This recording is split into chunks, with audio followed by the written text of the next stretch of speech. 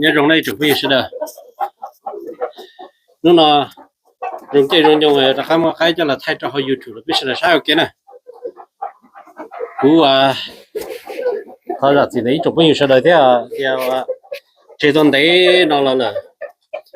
cú giờ để cho nhung thế适合là yêu cú chế chỉ cho lại thế họ chỉnh cái gì thì cho và lọc cái cho cô thiết sự chỉ mất thay đổi này sẽ tại lý chỉ tiêu này tôi thua là cũng mất thế thế thì nếu nó dùng mình đào luôn chưa luôn cho là thà rồi bây giờ và bây giờ rồi nhiều cái chuyện nào nếu bây giờ này và hai đứa cũ này tôi cho lên tụ complain hay gì tôiจะกูthấy video hay lưu chính rõ rong đi nữa nè chỉ lúc nào cũng phải nhớ tao lúc microphone là có được tao lúc microphone nó là chỉ có được tao lúc microphone là chỉ cũng có microphone cho là set ra cho nó hay lưu thế sẽ phần rõ cho này sẽ được nó nè giờ tiền rõ là thế nó là ok thì cái ấy hơi rong thế nó chỉ chính mất đai lên rồi nó chỉ hay lưu cái nhân rõ rồi cái xem nhỏ cái kia bắt tới rong hết nè kia bắt tới tụi nó mà tụi nhận cho là cái nó mà chỉ cả số liệu này ở cái tí này tụi lilia cứ họ lúc bắt tới họ giờ tụi red spider và của thì muốn được lúc bé tí red spider nè thế chỉ mới tụi cứ nhớ tại California nếu bỏ qua họ post trên này thì nếu chỉ cho tao share thì giờ vì chào cái mà của tụi cái tí và red spider cho cái red spider này cho nữ cho nè thế thì cũng nhưng thật thì để nên bị đó nên cho cái chỉ tao rõ thì cũng chỉ tao nói cho cho cái thì cũng muốn tí red spider thì tí nữ luôn bề thế này chỉ cho cái này cả nữ tao đấy giờ cứ họ tao bỏ thế con nó là sao tụi xe vì nó có cho cái chỉ tao rõ thì có thể chỉ bảo để có cho cái spider nè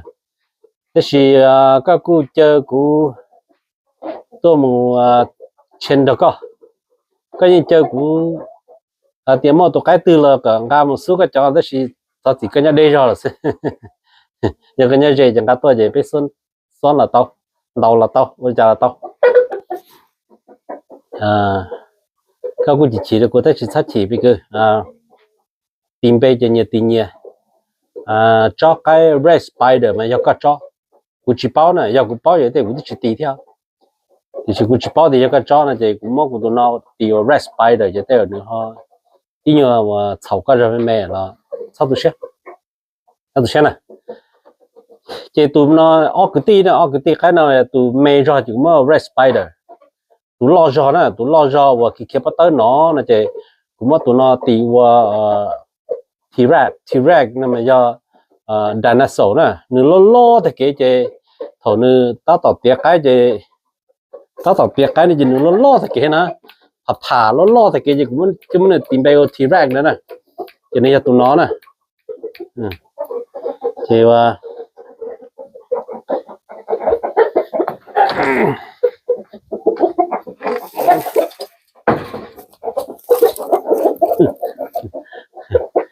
thằng nó tao tiếc cái tôi chơi nếu lo thì cái gì cũng nếu hút nó bị tiêu T-Rex nữa cho dinosaur nhiều sai tao năng nữa nè quý tu lo một sự sống ra liệp lông cho nhận cho là cái nó giờ của tụi lo TD nè của tụi lo TD cho mình nhổ thành thò thế này thế chỉ mà họ lọt được tụi bỏ và của do loài của thì bỏ tỏ ninh nữa nè bỏ của do kỳ cho lo tỏ ninh đấy ra mình nhổ ra thì ý nè ra thì ý nó chỉ của cho đâu của tụi tao lo TD cho chỉ tao cho liếp rung coi nó nè cái việc mà nó ra thì cho này sai theo nè chị tụi nó giờ nhỏ cái dinosaur tụi nó mà cho baby nó thế này chỉ tao cả số theo chỉ tao cả số bị chơi theo thì nên tụi mà gì phao tới cái chỗ phao là giờ nè lo hình nè tụi nó này tại vì tụi họ mà giờ xa phao sự là tụi nó mà chỉ chụp phao là ốc tí này thì cũng mới cho là thay đổi về sai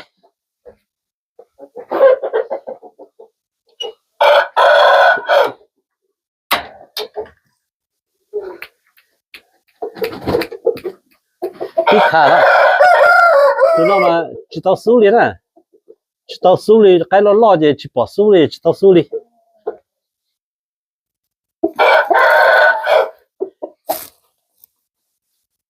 chỉ tao bỏ giờ nữa tụi nó này đúng không kì nó chỉ xong đúng không kì tôi chỗ mình là chuyên kia cái chuyện nhỏ kia mình là tự cho à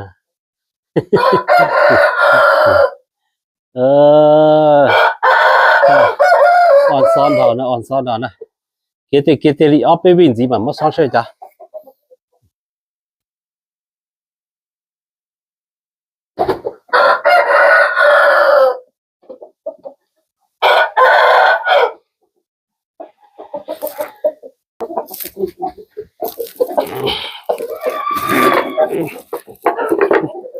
ok đi chụp cái gì sẽ đó thôi là nó chỉ là tụi nó mà lo hành thế tụi nó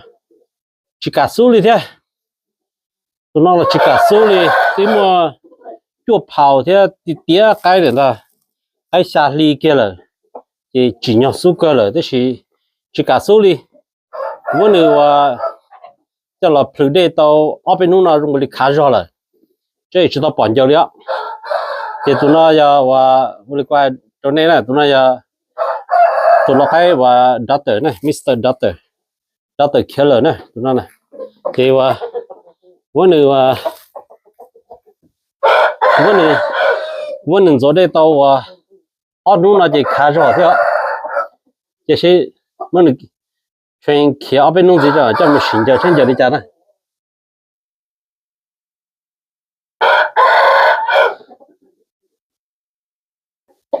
nhưng mà một sự xong thế rồi có cơn cầu đi ai giờ chỉ tụi nó cái doctor đi qua cái này doctor killer xịt bao cho rồi có từ đun chia nè từ đun cho chúng nó từ đây thì rồi pi khá nó đó để muốn được rồi mình chỉ để ya bu mình chỉ gì đó chỉ cần là kèn mình chỉ cần ý nhiều hơi rồi muốn thiệt chán này xa lại tiệt thế rồi chả lấy giờ tao rồi họ làm những cái nào mà đi cho rong trâu xí này rong trâu thật kỳ xí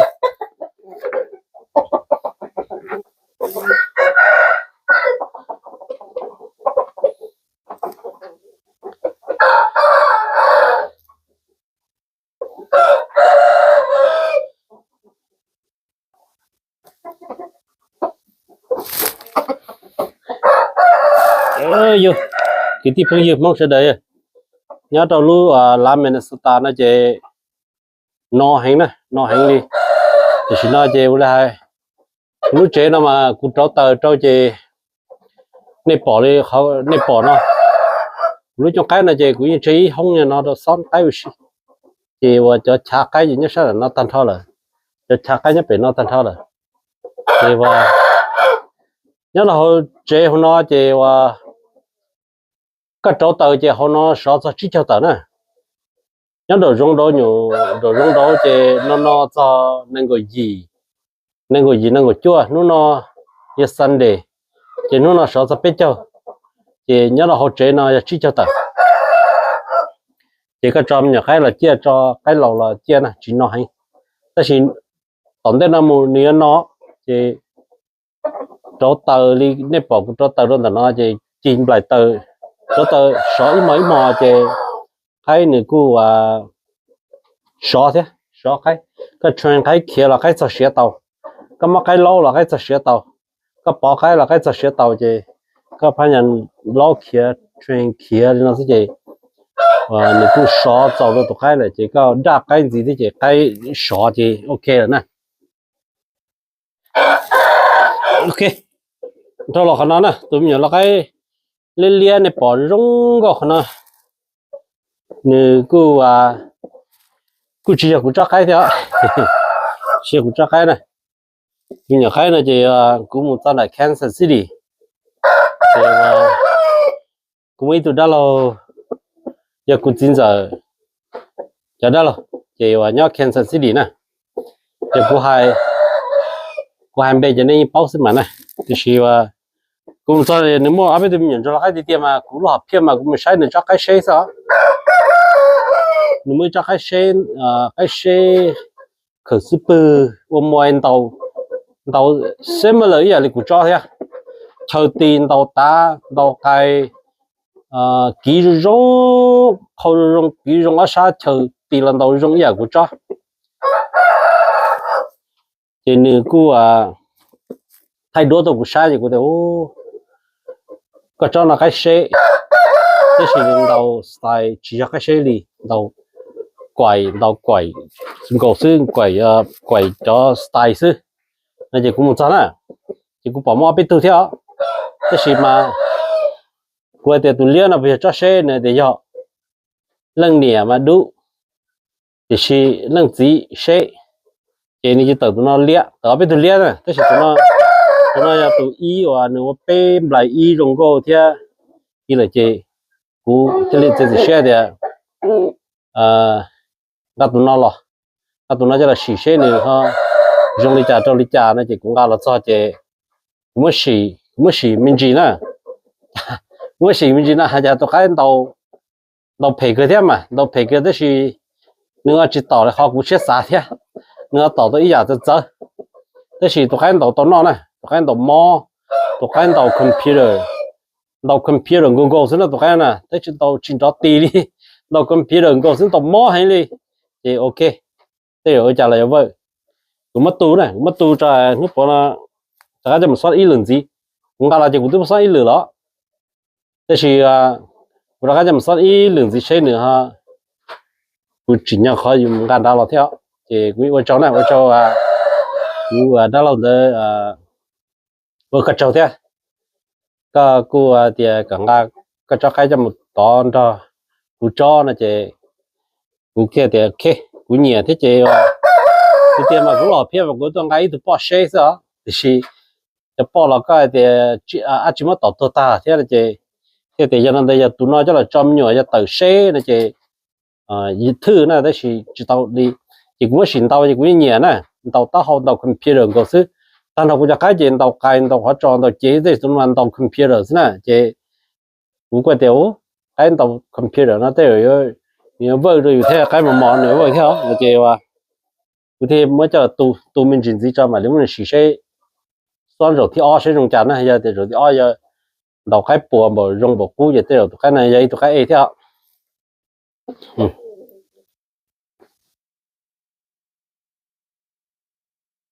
dùng đầu cơ lo thì xia dùng đầu cơ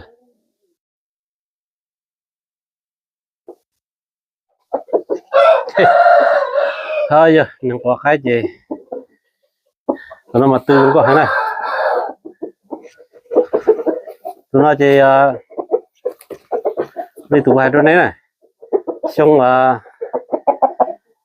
thở được blog ý chỉ mà chen tàu chỉ tàu tí rồi chứ chỉ nằm tàu là cứ xin nào là thế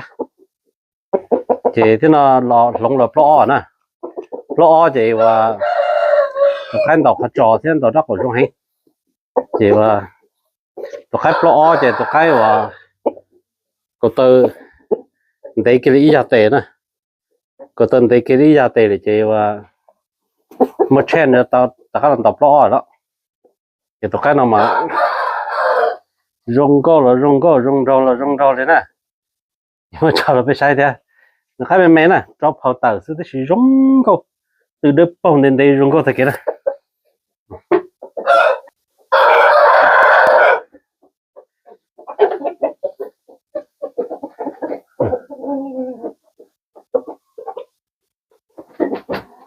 từ liệt dầu đó từ liệt dầu là thì người cho là so với mấy đây còn ý chế là ăn chu cái chế chụp lâu o là xin nè nếu lâu dầu tàu chỉ có tàu so đây còn nếu lâu nếu chế là ăn chu tao nó chỉ cho ăn chút to lỡ nó mình chỉ là ăn tàu đi qua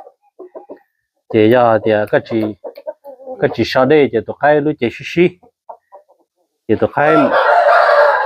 mình tàu chỉ ở bên tây thì rau tả nè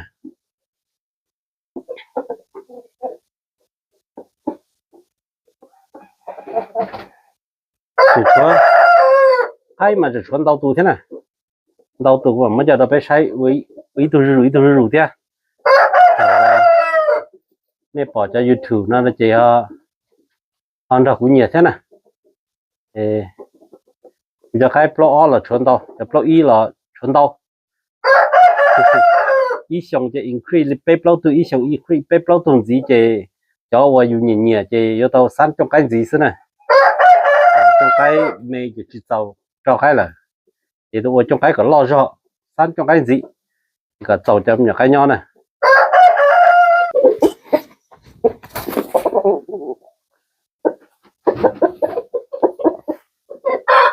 thì đó phòng rồi cái e nè thấy khó đó ý trong phong như sao được bao giờ cái e chỉ từ từ cái từ linh tí rồi chứ từ cái tuổi này thì chỉ cho cả cái tuổi này nên linh tí hay là chỉ nếu ready đi nè ready ta cái là một số đi nè ở cái tuổi này chỉ chuẩn bị hay là chỉ nếu chỉ tao ready hay thì tôi khai từ cái tuổi này nên linh tí nếu nhớ chỉ chịu đi nó lỡ nó chỉ tụi nó ready cho làm một số là thế cái mà tụi tin đi nó mà nói thiên tàu hay đó ok tụi nó nè tụi tao cũng thả ta là thế tụi nó là red spider nè red spider chỉ cho lo hành đó thì tụi cái chẳng hành mà đến chờ cấp la lên môi chỉ sòng sài này, bây giờ cái mà bây giờ cái môi sao, giờ lên từ chỉ nhẹ cái môi này giờ tới ở đây chia cho cái cũng nhẹ theo, bây giờ mà cho cái môi xì rau khó, chỉ vậy xì rau sát tốt, chỉ vậy xì rau sát tốt nếu xì, nếu thiết tốt sát tốt giờ có tông đồng gọi là gì, này, thì tụi nó thì chờ tì con tàu phát trò, tàu cấp lá, chờ cấp lá tàu đầu họ chọn ý đi thế, tụi nó mới xí mẹ là tụi nó vơi là rong thế, nhiều xí tàu, thế bắt nó mà thảm chứ khi đó này số ấy trong cái thế này, giờ này tay là chỉ cho, này chỉ tay là chia nhân để cứu này, bắt nó mà cũng sát tu cho lần tàu lại, chỉ cho cũng cho tớ này chỉ cũng cho thầu mẹ và trong hộp lì lô, rồi giờ ta tỏ pi qua trên này cũng cho thầu chỉ tao xuống nè, để cho nó cho cũng mới xì là, để cũng khởi tu là xứ là để cho nó cũng chỉ cho được sợ này sợ là sao tôi xét, rồi thì cũng thả tới này, cũng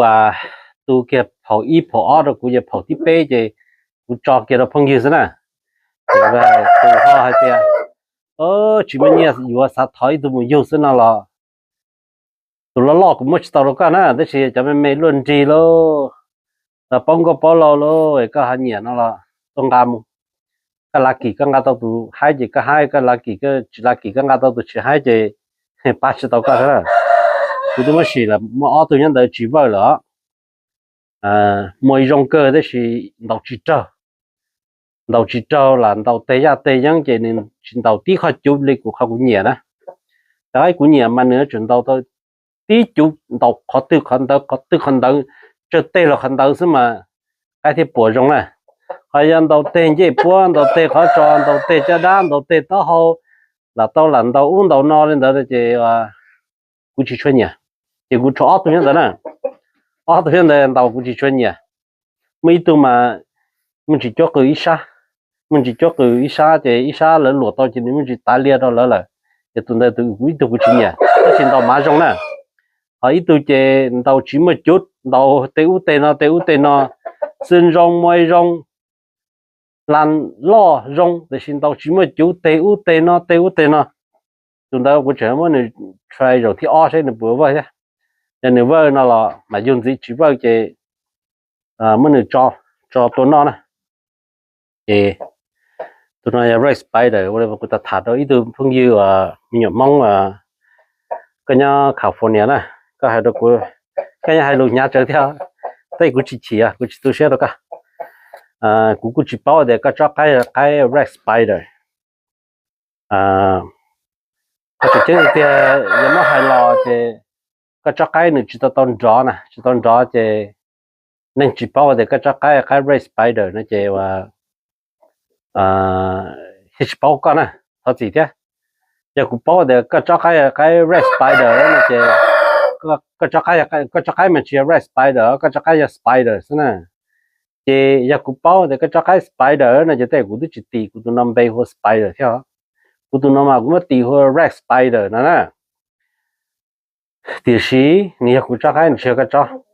cũng cho tì luôn bay lên đó chứ cái nó là cái thật gì cái nhà hai luôn nhà đó của thì cũng ngã cũng cho cái tên giờ cái cho mà anytime anywhere any place có gì số tan thọ nè thế chỉ qua được cái thì giờ cái xí lôi thì giờ tàu thế cái chỉ xí lôi thì của giờ tàu có là cũng mua thế thế rồi có tụi mình cha là cái chuyện giờ cũng thế cũng mua thế thì sao hai linh tới chỉ trong cái đi nhà ít tu rồi xí tu nhà xí ít tu tỷ ít tu là chỉ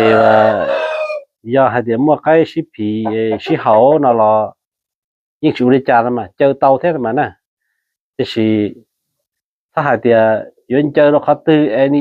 anywhere any place anytime nó cho thế cũng watch tàu được có thế cũng tốt gì thì chỉ cần cái tôi mình là sao nè thế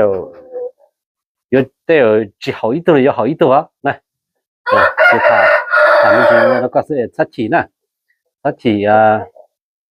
cái tụi nó cái cho cái spider thì chỉ của tụi nó là red spider nè cái mình được cái bao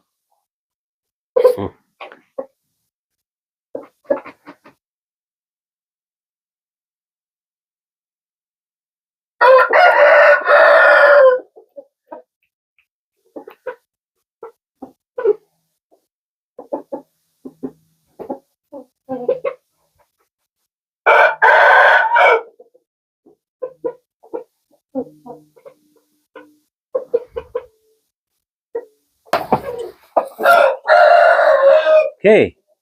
tuần gì muốn nói tụi nó chạy thì cũng cho tròn chờ họ Facebook đó này sửa sai nè tụi này chơi chính thôi tụi nó mà thấy upload ý mà cái khăn chi thông là nè upload thế tụi cái gần cả tờ chỉ tàu xa chỉ là mà upload nó tôi chỉ ý như phụ rồi mày lọ nè tụi nó thêm mà upload thế này chỉ có tờ để kia đi và ý là tiền nó thế này chỉ và nếu thêm cái mà upload là tức là tư chuẩn chỉ tàu chỉ và từ tàu tụi nó chính hình luôn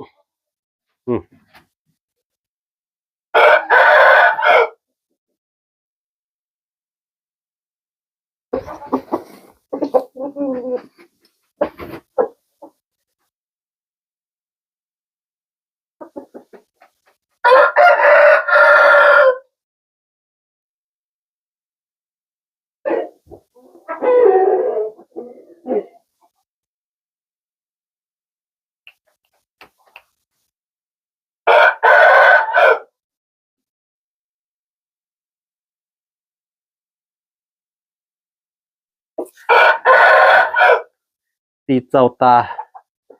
tàu ta trong có hành nữa đi tàu ta là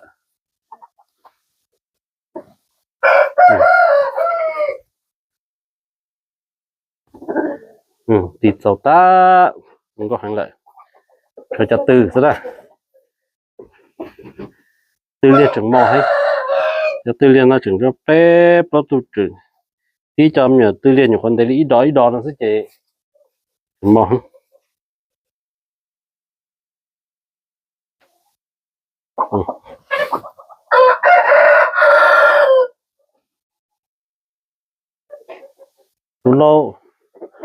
tụi lo cái trái nè tụi lo cái Carabao tụi đó chính ý là tụi lo Carabao tao lì hiện ý là tụi lo Carabao thì xin chỉ tao xa đi tụi lo Carabao sự nè mà nếu xịt lâu ý là tụi lo Carabao kia là thì tụ tụ cái trái nó giờ đã lần câu và cho cái Fresno để hành lo là nó tao xong lo là cụ thể khởi chừng khởi cho tao nó sao thì tụ lo ra bao đỡ mà nên nhẹ cho trái đi nó thì tao cho tu trái đi nó là thế tao cho tu trái đi nó nên nhẹ trái đi nó thì cho là thì thế tao cho tụ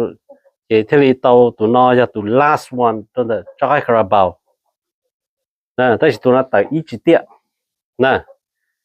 nó thả này là bây giờ thì tụi nó cũng chơi nông là sự tụi nó chúa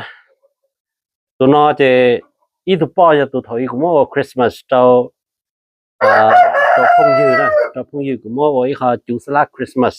thì nếu ít tụi sister mua cho ít tụi phong dư chủ salad Christmas lại là thì chúa all tụi sister ít tụi nhân đại cũ ít tụi nhân đại cũ ít tụi nhân đại cũ brother là nè thì cô tao tao muốn nè cho nên tụi sister nè Sam 我们有那种的Kansas 的呢，thì đây rồi cho mình cho là chắc cái nền tàu đất còn đã cả tàu và cho mình nhiều cái chế nền tàu đất còn chế cho là của cho mình cho mình nhiều chỉ suy phai linh ra nè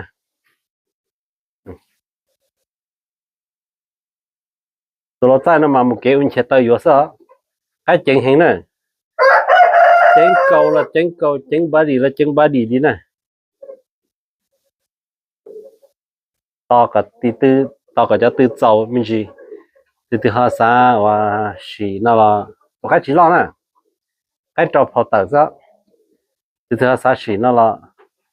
chỉ muốn được chơi cái nó mua rồi người ta tốt rồi xí này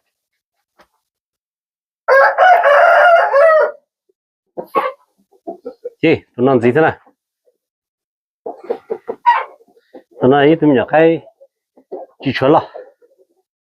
cho phật tử thì tụi nhỏ không muốn sáng tạo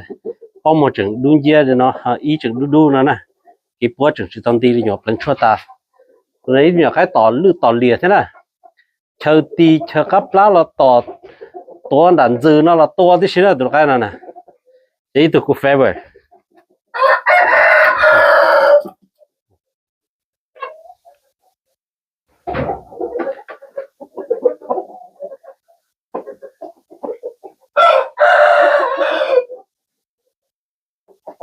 ta cái và quý vị nó chứ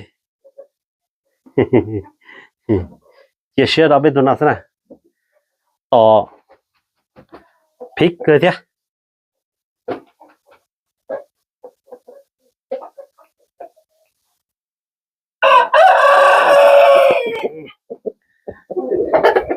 tụi nó muốn được sáng tạo chứ có một on còn là thế này có một on còn là thế cái xón này đó rồi cho một xón lại tụi ta chỉ có một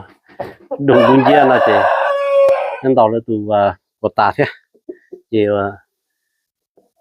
tụi cả nơi cái quân thì ta đã có một xón y lượng gì chứ giờ giờ nơi trường tàu tàu đi cũ cái nên tàu tới rồi mình chỉ lỡ là chỉ dùng cho một thiếu gì thế này ok tụi nó cái thì tàu ta liền nè thì tàu ta thì chúng có cơn đây rồi thì chúng có cỡ nè chỉ từ nè từ chúng ta tàu theo tôi khá là mà từ nên thế thì cái tôi chỉ cho từ liền còn đấy đi đỏ thôi thì tôi khá nè tôi là tôi phê với kia nè chỉ giờ ta chạy xong lo cho đó là chúng ta tàu bị chơi thế thế mà để chấp pro cho đó là chụp máu đó đấy tụi nó chúng ta muốn rồi đây nè chỉ chấp pro tỷ chúng ta tàu hết đó là chúng ta muốn này trong quả để chấp trong quả này cho công là ta cả ta thì chúng có thể đưa ra lên đây giờ muốn nhìn rồi đây off bên nông gì chứ nè nè cái gì thôi nó lâu rồi chị này giờ ta cũng làm đến thế cái số đó mình nhảy cái ta cái chuyện nhảy tay chị cái chuyện muốn rồi đây thì chị này chịu cho chị nên chỉ tay chế tôi pro chỉ dùng câu đấy này chế tao muốn được mà mình cho ta cũng là nhẹ cái ta cái gì số đây ta tụi nó là ít tụi quý tụi lo cái ấy tụi bé về và tụi lo cái đầu cày trong sắp lờ và đầu cày trong sắp lờ cũng nhiệt sắp lờ nè nếu thật thà đấy vào mua và super green cho nó học tôi nó sẽ sọ chứ này cái nào mà cáiตัวnèตัวcái lo đi nó thì xí tôi chỉ nên thế thì kia nè cáiตัวkiaตัวcái nó chỉ nếu đủ cái nào ít khởi tệ sao ta chỉ nên chỉ bỏ lọ hoặc xí lọ lúc đó cái dạng nè thì cho cái nó mà thế cho cái và hay ạ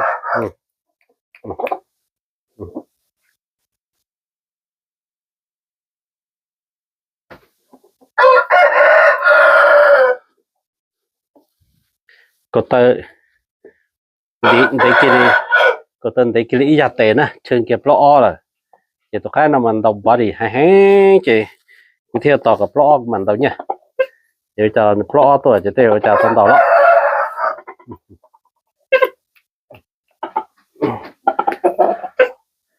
nếu chơi tụi brother thế nào chơi tụi brother cũng mê chị tụi brother mà chơi ổn không sao lần này cho tụi original bao nhiêu lần này cho tụi bỏ original chị tôi là chị và chuyện nữ thế này tụi brother thế này tụi sister là thế này chơi ổn không là thế cho nó cho và lâu rồi bỏ họ sẽ lép plong y cho bỏ họ sẽ lép plong nó đặt chủ sẽ lép plong này nè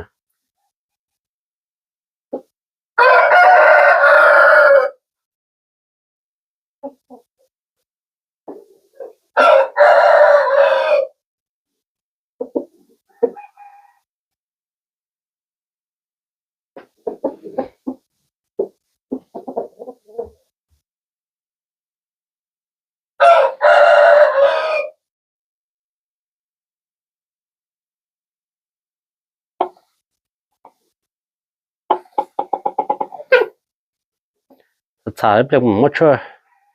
một super green đó có học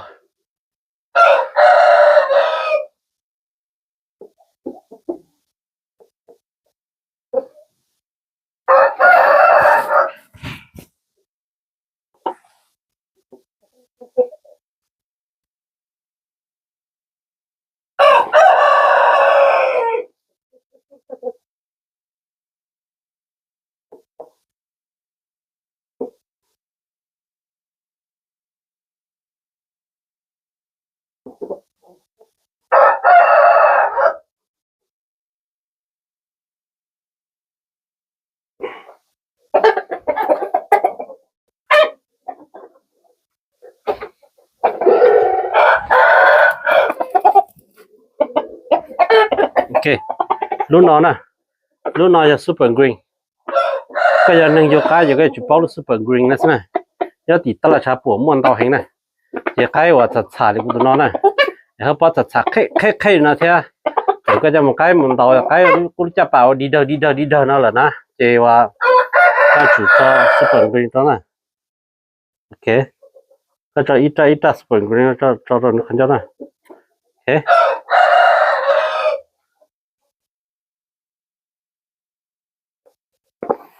cái cho super green đó còn nó sao chặt nè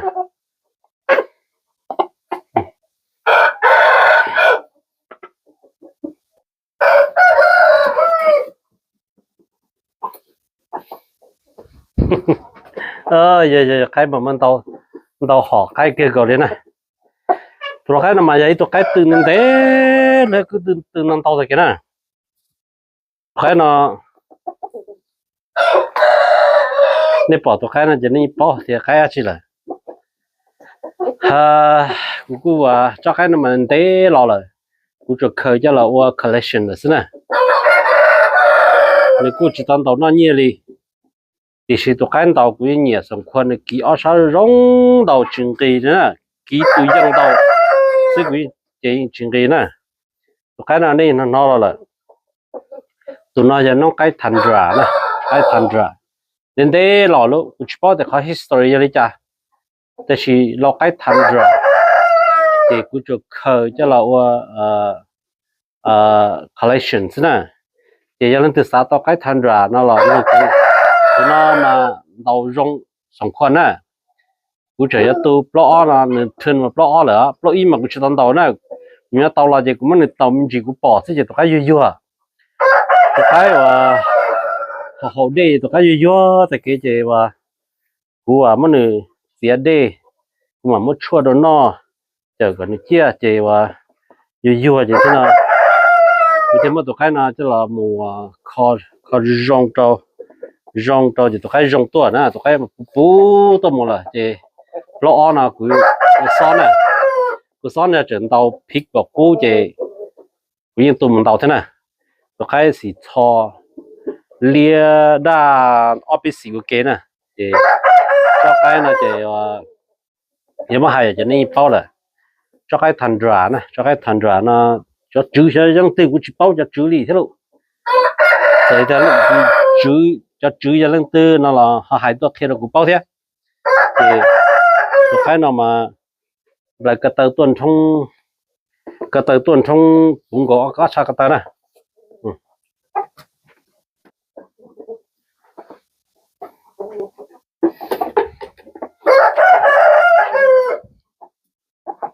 cái是谁cái từ nằm tàu cái từ sản phẩm ra cái mà không có được tải rồi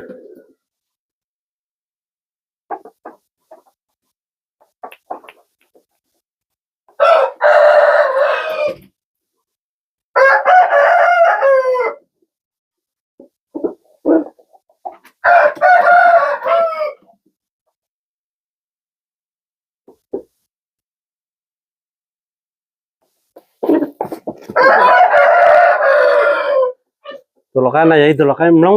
lũ này thì tàu tan thở thế thì không có hành này thì tàu chỉ một tìm mò rồi thì cho gia tư là thế này cho gia tư lia chừng mò hành yên nó còn tên này cái cho là tàu thế là gia tư lia chụp nó cho ta tàu tà này thế tụi cái nào mà lông plau chỉnh hay lông plau mà lông rong cái đó tí rồi bông tan thọ tí rồi tô tan thọ là tụi cái này